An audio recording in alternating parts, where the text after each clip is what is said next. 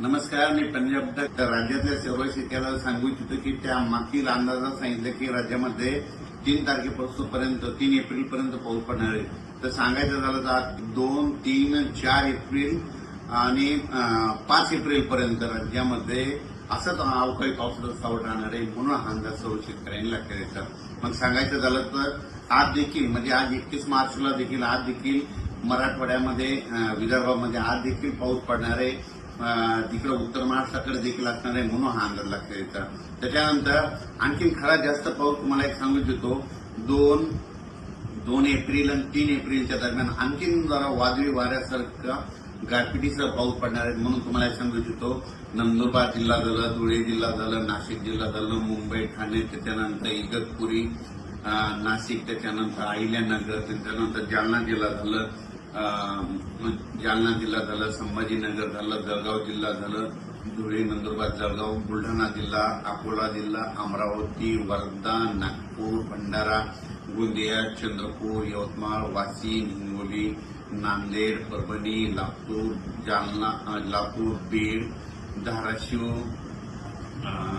त्याच्यानंतर जालना, त्याच्यानंतर अकोला, अमरावती ह्या पट्ट्यात आणि त्याच्यानंतर इकडं साताऱ्यापासून म्हणजे कोल्हापूर, सातारा तसेच पुणे ते तसा पट्टा संगमनेर, अहिल्यानगर, जळगावपर्यंत चांगल्या स्वरूपाचा पाऊस पडणार आहे. काही ठिकाणी खूप गारपीट पाहायला भेटणार आहे. गारपीट देखील होणार आहे. म्हणून ज्यांचं कांदा असेल, गहू असेल त्यांनी काळजी करून घ्यावी. या पावसामध्ये विजेचं प्रमाण जास्त आहे. म्हणून शेतकऱ्यांनी झाडाखाली थांबू नये. आपली पाळीव प्राणी पशुधन झाडाखाली बांधू नये. कुणी हे देखील सर्व लक्षात द्यायचं. म्हणजे 4 एप्रिलपर्यंत राज्यात असंच अवकाळीचं दररोज वेगवेगळ्या जिल्ह्यात वेगवेगळ्या विभागात पाऊस पडणार आहे. म्हणून हा अंदाज लक्षात द्यायचा.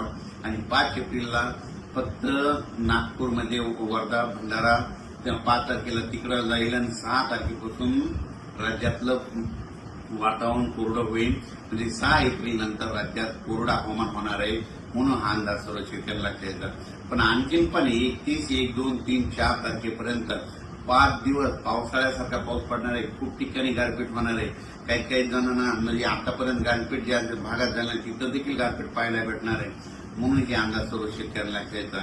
खास करून शेतकऱ्याला सांगू इच्छितो जे कांद्याचा पट्टा आहे म्हणजे साताऱ्यापासून ते असा बारामती, पुणे मध्ये जवळपास 150 गाव आहेत.